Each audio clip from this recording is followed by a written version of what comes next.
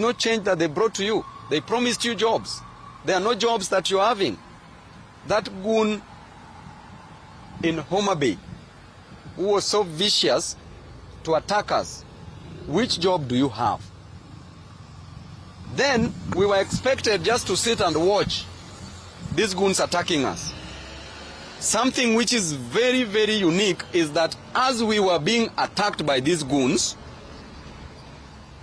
whom we later overpowered and got to town, and they said we would never step in Homa Bay town, we went and we saw the freedom, a sign of relief that the great people of Homa Bay enjoyed when they saw us, the happiness, the cheers when they saw us in town, when they saw us in Nyandiwa, Suba, when they saw us in Sindo, Suba, and when they saw us in town center.